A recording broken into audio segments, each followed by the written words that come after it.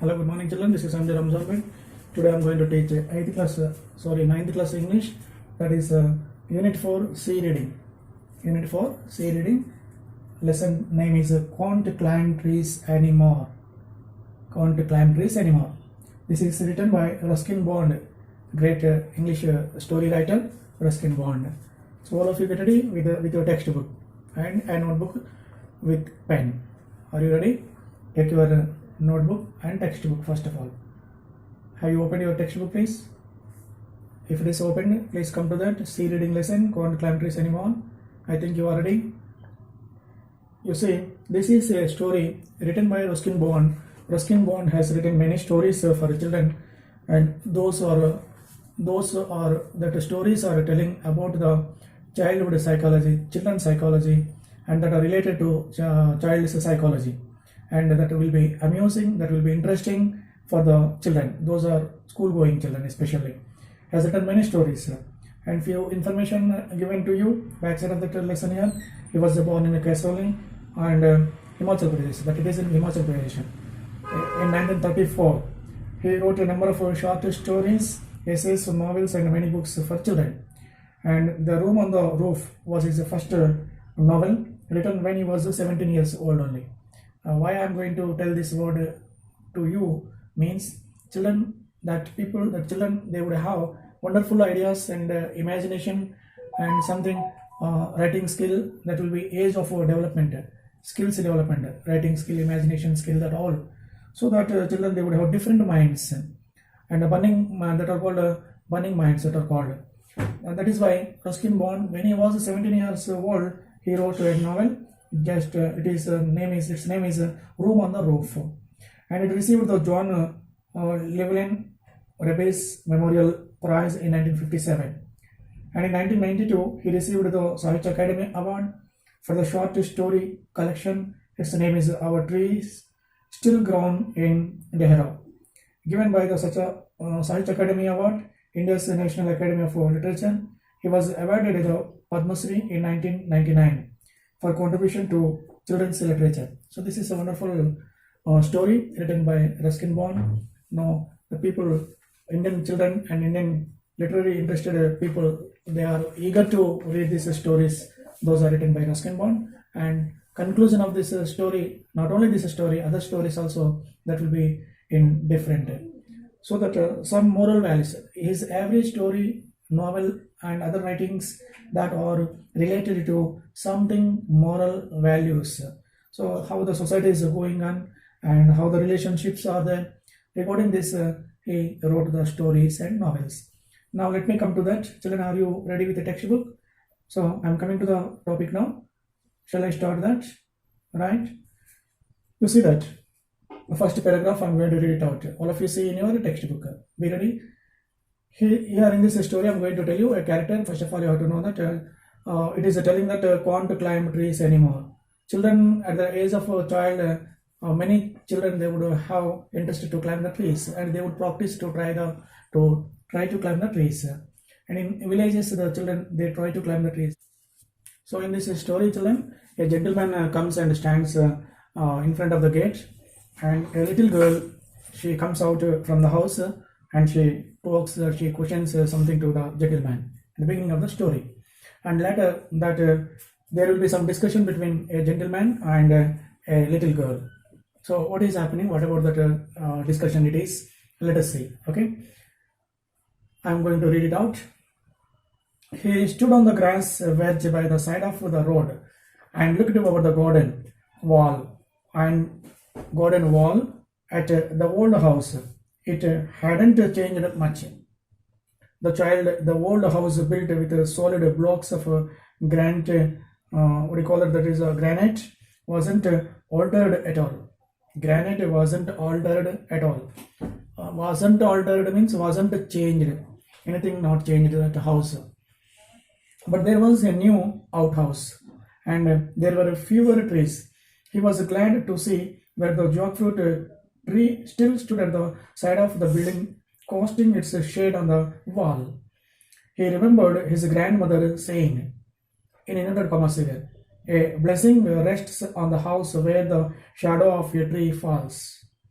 And so the present owners must also be receiving the tree's blessings.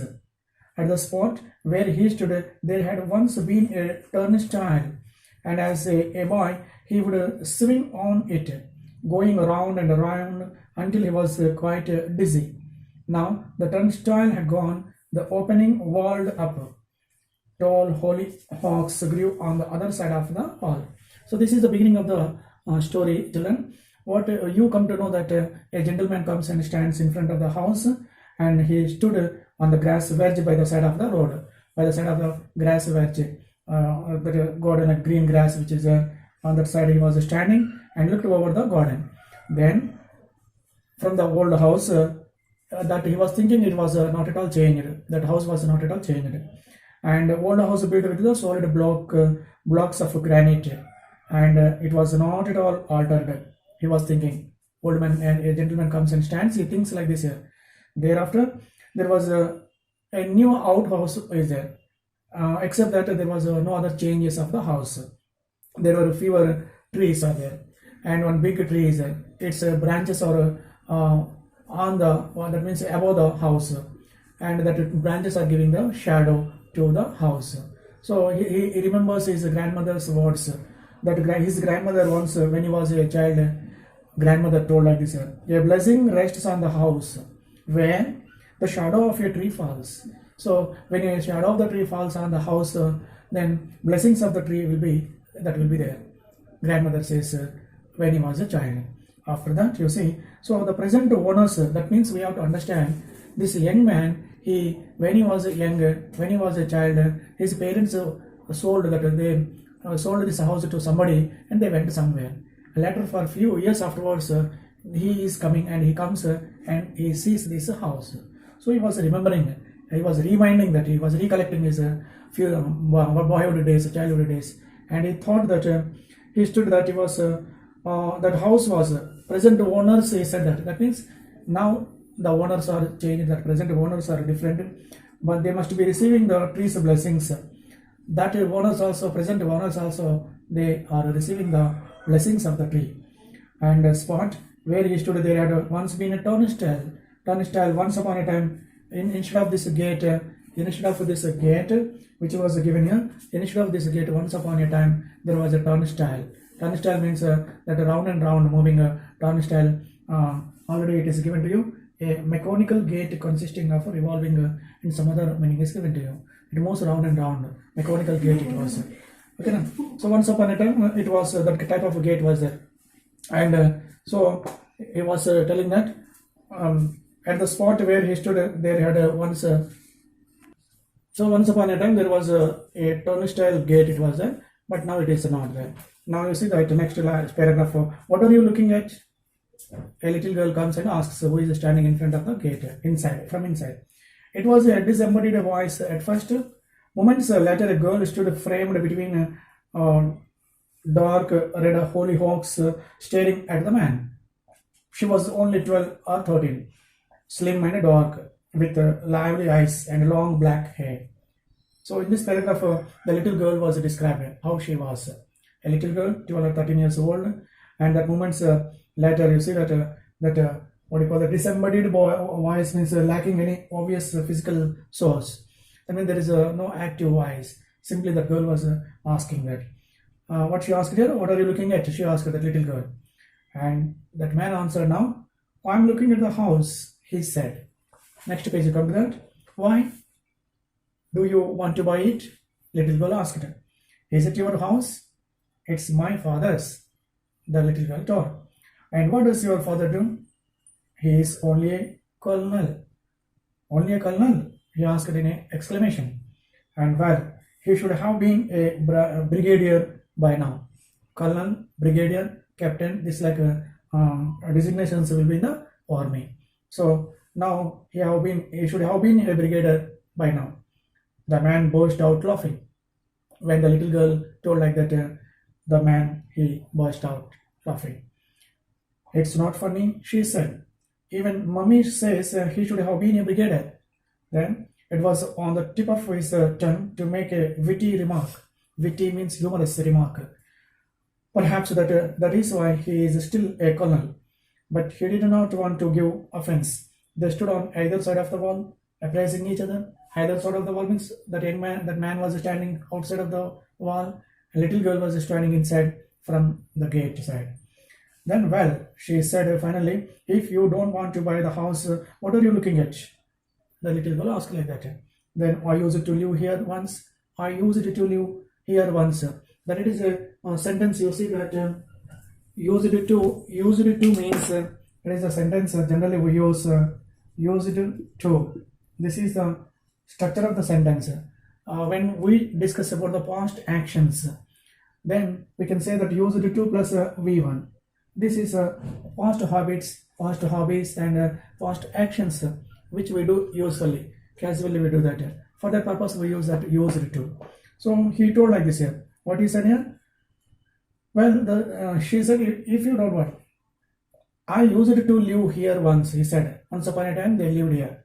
Oh, the little girl said, 25 years ago, as a boy, as a young man. And then my grandmother died, and we sold the house and went away. That man told like this here. So they sold the house and went away. She was silent for a while, taking in this information. Then she said, and you would like to buy it back now, but you don't have the money. He did not look very prosperous, because he was not looking a very rich man. He was not looking like that money having person. The girl told like that here. So you want to buy this house again back, but you don't have amount? The little girl asked in doubt. No, I wasn't thinking of buying it back. Wanted to see it again, that's all. How long have you lived in it? That man asked her. Only 3 years, she smiled. Young man asked her. How long? What is the question here? How long have you lived in it, in this house? The girl said only 3 years. She smiled. She had been eating a melon, and there was still juice in the corners of her mouth. Then, would you like to come in and look more closely? Wouldn't your parents mind? That man told. They have gone to the club. They won't mind. I am allowed to bring my friends home, even elderly friends. Like children, you see that the remaining part of this lesson. Let us see in the next video. Okay. So remaining part, let us see that in the next class, in the next video.